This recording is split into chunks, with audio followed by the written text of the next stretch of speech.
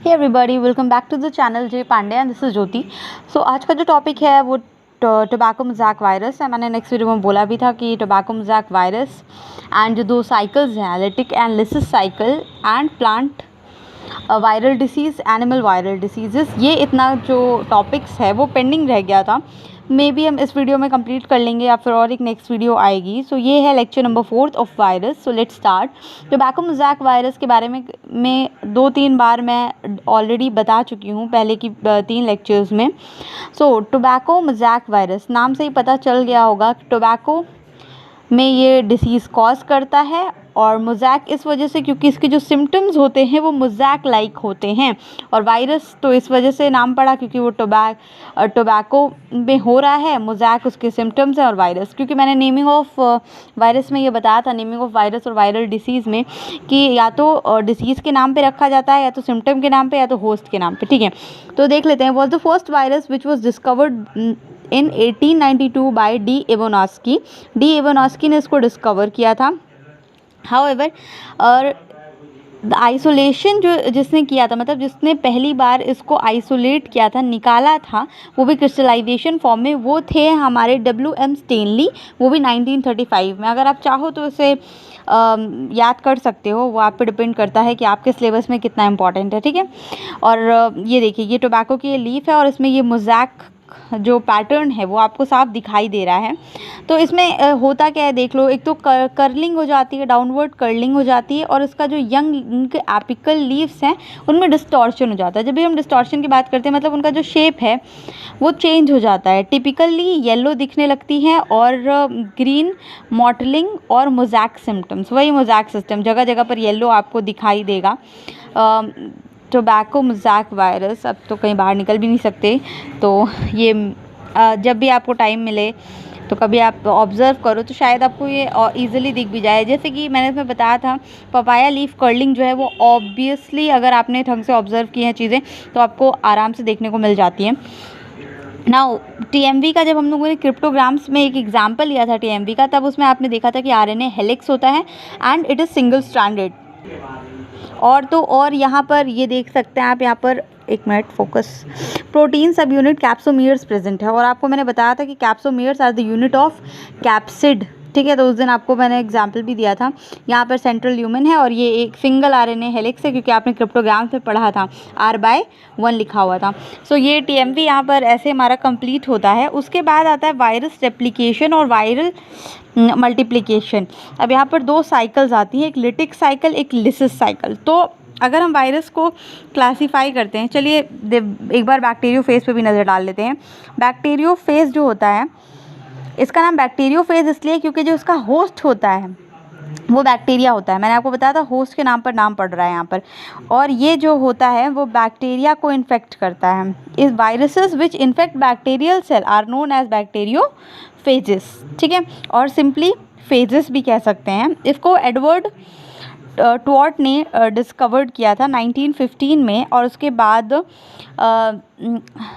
And हेरले भी हैं यहाँ पर 1917 में यहाँ इन्होंने डिस्कवर किया था while investigating certain type of soil bacterium. तो किसने इन्वेस्टिगेट किया था, क्या है वो आप यहाँ पर अगर चाहो तो याद कर सकते हो इसको। ठीक है, ये ऑब्लिकेट पैरासाइट्स होते हैं, और मेन चीज़ जो है इनके बारे में याद रखने की कि ये बैक्टीरिया को इन्फेक्ट करते हैं, इसीलिए इनको बैक्टीरियोफेजेस कहते हैं। और इनके पास इनका जो स्ट्रक्चर जो है वो इम्पॉर्टेंट है। आप स्ट्रक्चर देख लो। ठीक है, हेड होगा इनके पास, इनका कॉलर है, कोर है, शीथ जो ऊपर से कवरिंग पाई जाती है, शीथ, ये फाइबर्स हैं, टेल फाइबर्स भी कहते हैं इसको, और ये एंड प्लेट है, ये आता है बनाने के लिए। ठीक है, सबके सिलेबस वाइज है। BSc में ये नहीं पूछा गया था, BSc में टोबैको मोज़ैक वायरस पूछा जाता है, 12th में ये पूछा जाता है, 11th में पूछा जाता है, और अगर 10th में आपको बैक्टीरिया वायरस पढ़ाते हैं तो पूछा जाता है। तो अपने सिलेबस के अकॉर्डिंग आप चेक कर लो कि आपको कितना इस वीडियो से कितना निकालना है इम्पॉर्टेंट चीज़ें। चलो, बैक्टीरियोफेजेस को 2 पोर्शन में बांटते हैं, वायरुलेंट और लिटिक, और ए वायरुलेंट या टेम्परेट। अच्छा, वायरुलेंट का मतलब यहाँ पर और ये है कि जब वायरुलेंट बैक्टीरियोफेज अपना मल्टीप्लिकेशन स्टार्ट करता है तो ये क्या करता है, जो होस्ट होते हैं यानी कि बैक्टीरिया, ये उनकी जो मशीनरी है वो ये उसको तोड़ देता है और उसके बाद अपना मल्टीप्लिकेशन उनकी मशीनरी को यूज़ करके आगे बढ़ाता है। लेकिन ये जो ए वायरुलेंट या टेम्परेट हैं, जिनके नाम से पता चल रहा है कि हाँ ये टेम्परेट हैं, तो मतलब कि ऐसे याद रखो कि इनको गुस्सा नहीं आता बिल्कुल भी। तो ये क्या करते हैं, होस्ट से जाकर इंटीग्रेट हो जाते हैं, जुड़ जाते हैं और होस्ट के साथ साथ ही क्या होते हैं, मल्टीप्लाई होते रहते हैं। यही लिटिक और लिसिस साइकिल का मेजर डिफरेंस भी है। लिटिक में क्या करता है, वो तोड़ने लग जाता है। ये याद रखना कि लिटिक और जो वायरुलेंट बैक्टीरियोफेज है ये बहुत ही गुस्से वाला है, इसलिए क्या करता है, होस्ट की मशीनरी को जाके तोड़ देता है और उसकी मशीनरी को यूज़ करके अपने आप को मल्टीप्लाई करता है। पर ए वायरुलेंट या टेम्परेट जो है वो अपने होस्ट के मशीनरी के साथ क्या होता है, अटैच हो जाता है और उसके बाद ये उसी के साथ साथ मल्टीप्लाई होने लग जाता है। ठीक है, then causes lysis of cells are called virulent. यही कि जो लिसिस कर दें वो ही है वायरुलेंट और लिटिक फेजेस। तो लिटिक और लिसिस साइकिल जो होती है, आप उसको अगर आप कहोगे तो मैं नेक्स्ट वीडियो में पढ़ा दूंगी। सेकेंड साइकिल जो है वो लाइसोजेनिक साइकिल है, लिटिक और लाइसोजेनिक साइकिल, तो आप इससे भी याद रख सकते हो। तो आज इसमें 2 टॉपिक कवर हो जाते हैं, टीएमवी और स्ट्रक्चर ऑफ T4 बैक्टीरियोफेज। ठीक है, ये भी याद रखना कि T4 बैक्टीरियो स्टेज था। ये वो साइकिल बनी हुई है, थोड़ी सी कॉम्प्लिकेटेड बना दी है मैंने। लिटिक और लिसिस साइकिल 2 में देखो डिवाइड हो रहा है, अगर आपको यहाँ पर समझ आए।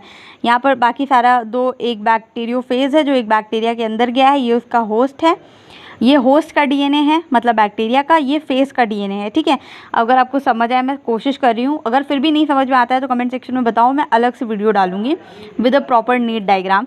लिटिक और लिसिस साइकिल यहाँ पर दिखाया है। लिटिक साइकिल में क्या होगा, ये देखो फेस का डीएनए बैक्टीरियल डीएनए के पास जाके ऐसे अटैच हो जा रहा है। ठीक है, और लिसिस साइकिल में देखो क्या हो रहा है, फ्रैगमेंटेड पोर्शन है वायरल फेजेस का। अब ये आगे जाके क्या करेगा, होस्ट के डीएनए को फ्रैगमेंट्स में तोड़ देगा। After some time it attaches with some of the part of the bacterial DNA और उसके बाद अपने पोर्शन को बनाएगा। वाइल लिसिस साइकिल में, लिसिस साइकिल एक्चुअली होगा नहीं, यहाँ पे लाइसोजेनिक साइकिल होगा। लाइसोजेनिक साइकिल में अपने होस्ट के साथ ये देखिए यहाँ पर जुड़ जाएगा और जुड़ने के साथ साथ ये क्या करेगा, मल्टीप्लाई होता रहेगा। यहाँ पर रिकॉम्बिनेंट चीज़ें भी शो की हैं। चलो अभी उस टॉपिक पे नहीं जाते हैं और प्लांट डिसीज़ डिस्कस कर देते हैं। टीएमवी टोबैको मोज़ैक वायरस, इसका होस्ट टोबैको होता है। आरडीवी मैंने बताया था, राइस में जो डॉर्फनेस कॉज करता है उसको आरडीवी वायरस कहते हैं। एलसीपीवी पपाया में लीफ कर्ल पपाया वायरस। ठीक है, और भिंडी में भी बता दिया था, येलो वेन मोज़ैक भिंडी वायरस इसको कहते हैं। इसमें ये 3 बीएससी के पर्पज़ से इम्पॉर्टेंट है, तो जो बीएससी वाले बच्चे की वीडियो देख रहे हैं वो इन तीनों पे टिक लगा लेंगे। सीएमवी कुकुम्बर में कुकुम्बर मोज़ैक वायरस, तो जैसा होस्ट होगा आप उसके अगर मान लो आप ऑब्जेक्टिव पेपर दे रहे हो और आप नाम भूल भी रहे हो वायरस का, तो आप ये याद रखना कि होस्ट कैसा है और सिम्टम कैसा है, उस पर आप अगर टिक लगा के आ जाओगे तो आपका सही हो जाएगा लगभग। एनिमल्स में देख लो, ह्यूमंस में इन्फ्लुएंजा वायरस है, ह्यूमंस में एड्स है, एचआईवी, और यहाँ पर मैंने लिख रखा है human T lymphocyte virus. Humans में तो आपको पता ही होगा। ठीक है, और यहाँ पे कुछ और छोटी छोटी चीज़ें हैं, और कौन कौन सी, jaundice, hepatitis, smallpox, rubella, conjunctivitis, polio. यहाँ पर ऐसे कुछ क्वेश्चन भी लिख रखे थे, मैंने डिस्कस कर देती हूँ इसी वीडियो में।